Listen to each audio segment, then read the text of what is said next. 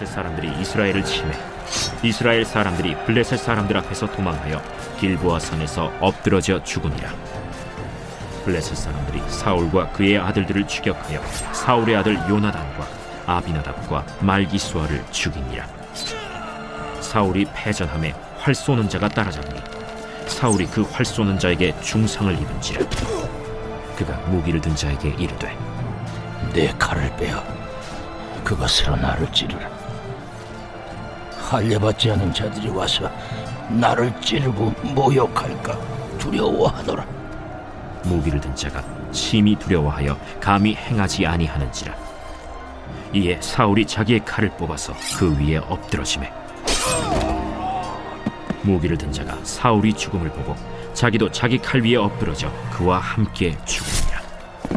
사울과 그의 세 아들과 무기를 든 자와 그의 모든 사람이 다 그날에 함께 죽었더라. 골짜기 저쪽에 있는 이스라엘 사람과 요단 건너쪽에 있는 자들이 이스라엘 사람들이 도망한 것과 사울과 그의 아들들이 죽었음을 보고 성읍들을 버리고 도망하매 블레셋 사람들이 이르러 거기에서 사니라. 그 이튿날 블레셋 사람들이 죽은 자를 벗기러 왔다가 사울과 그의 세 아들이 길보아 산에서 죽은 것을 보고 사울의 머리를 베고 그의 갑옷을 벗기고 자기들의 신당과 백성에게 알리기 위하여 그것을 블레셋 사람들의 땅 사방에 보내고 그의 갑옷은 아스다롯의 집에 두고 그의 시체는 벳산 성벽에 못 박음에 길르앗 야베스 주민들이 블레셋 사람들이 사울에게 행한 일을 듣고 모든 장사들이 일어나 밤새도록 달려가서 사울의 시체와 그의 아들들의 시체를 벳산 성벽에서 내려가지고 야베스에 돌아가서 거기서 불사르고 그의 뼈를 가져다가 야베스 에셀 나무 아래에 장사하고 7일 동안 금식하였더라.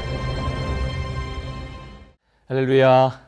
오늘도 일일 일묵상과 일선으로 이 사순절 주님의 동행하심과 역사하심을 깊이 체험하시는 하루 되시기를 축복합니다. 또다시 블레셋 사람들의 맹공격이 시작됐습니다. 이스라엘과 블레셋은 우리가 역사서 전체를 통틀어 살펴볼 수 있듯이 영원한 숙적이 될 수밖에 없었습니다.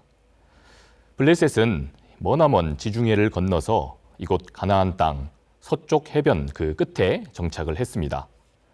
그런데 바로 이 정반대쪽에서 이스라엘 백성들은 광야를 돌고 돌아 이 요단강을 건너 이곳 가나안 땅 이 동쪽 끝에 그렇게 정착을 했습니다.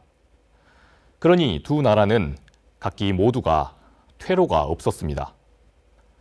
블레셋은 밀려나면 지중해로 몰리고 또 이스라엘은 밀려나면 이 광야로 내쳐지게 되는 것입니다. 그러니 이스라엘의 이 첫 번째 왕이었던 사울은 자신의 통치 기간 내내 하나님이 맡겨주신 백성들을 잘 돌보고자 이 블레셋을 언제나 예의주시하며 잘 방비해야 했던 것입니다.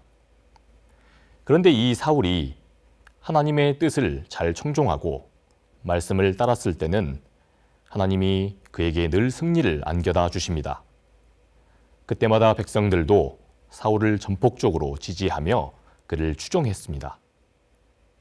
그러나 오늘 말씀 1절을 보니까 또다시 공격해온 이 블레셋을 상대로 이제 더 이상은 이 사울과 이스라엘 군대가 버텨내지 못합니다.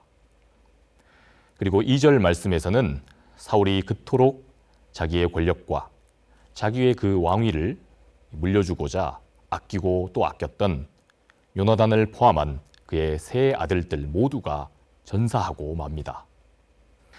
얼마 전 재밌게 읽은 한국사 원탑 강사로 유명한 최태성 선생님이 쓴 역사의 쓸모란 책을 소개하고자 합니다. 여기 보면 선덕여왕, 신라의 선덕여왕의 리더십이 소개되어 있습니다. 우리가 잘 아는 대로 당시 삼국시대에 고구려가 최고 강력한 국가였다는 것을 우리가 잘 압니다. 삼국시대의 이 고구려는 중국 대륙에서 득세했던 수많은 외세를 막아내며 한반도의 방파제 역할을 했던 그야말로 최강국이었습니다. 그런데 이토록 강력했던 나라 고구려가 어이없게도 당시의 실권자였던 이 연개소문의 자녀들이 서로 권력을 두고 집안 다툼을 벌이고 싸우는 바람에 결국 멸망의 길을 걷습니다. 그러는 한편 이 삼국 중에서 국력이 제일 약했던 이 나라 신라는 달랐습니다.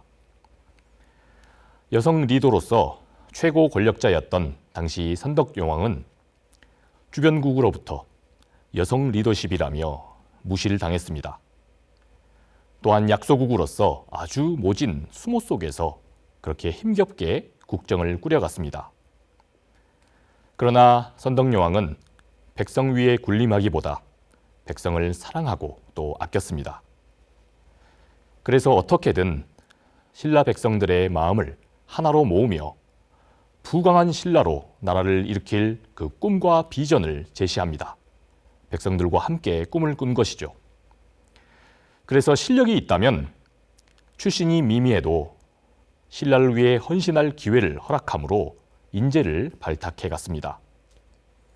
우리가 잘 아는 가야 출신 김유신 장군이 그렇게 훗날 삼국 통일을 주도하는 대장군이 되는 기회를 얻었던 것입니다.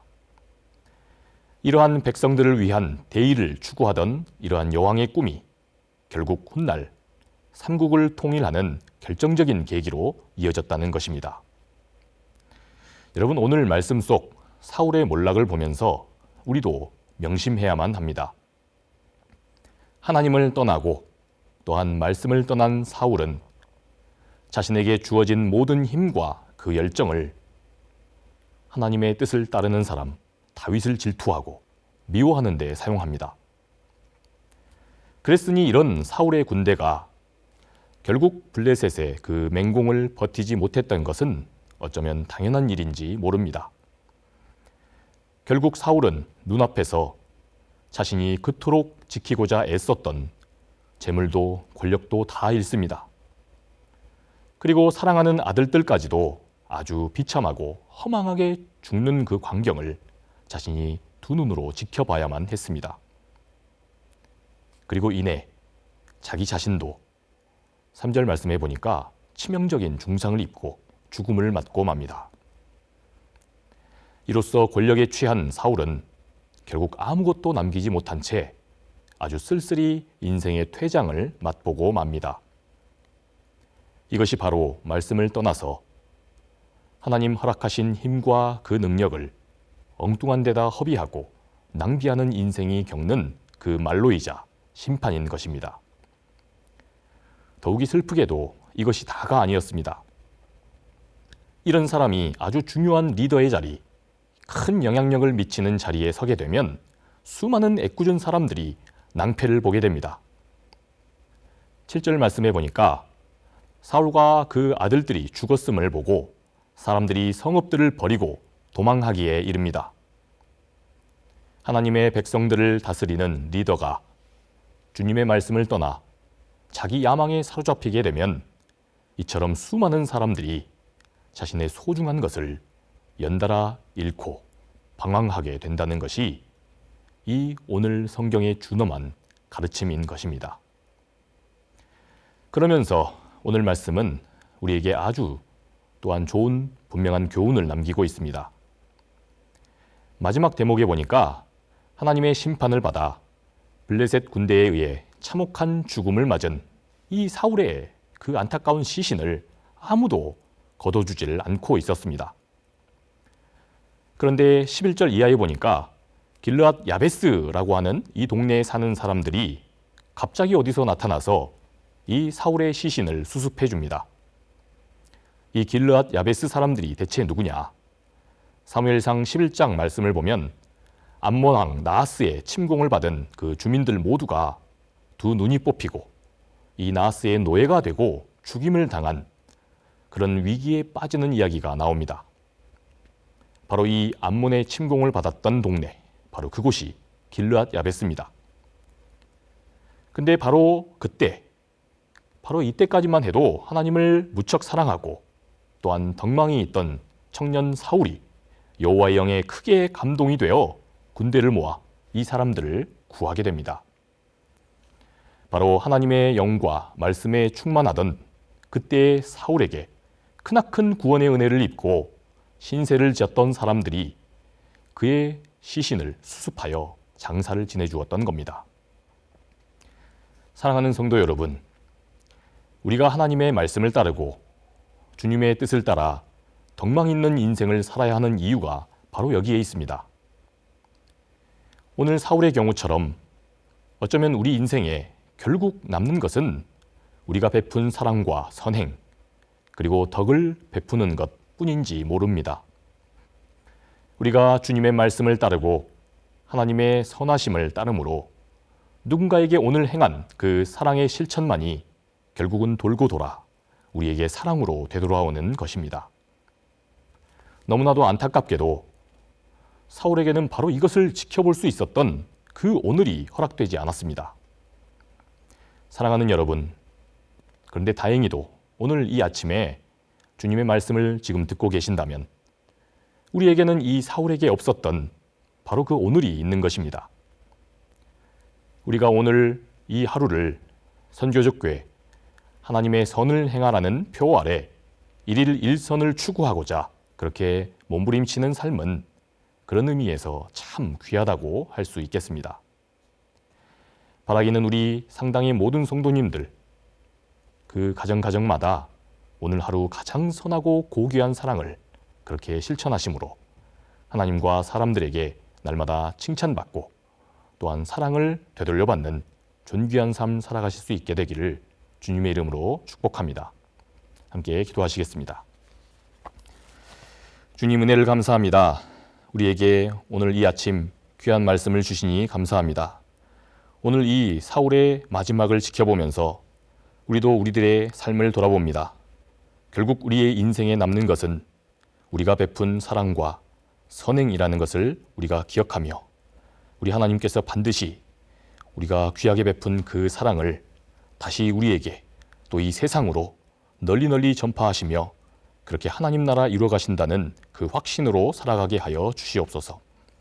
그래서 오늘 하루 우리가 실천하는 그 모든 실천 가운데 사랑이 넘쳐날 수 있도록 하나님 인도하여 주시옵소서.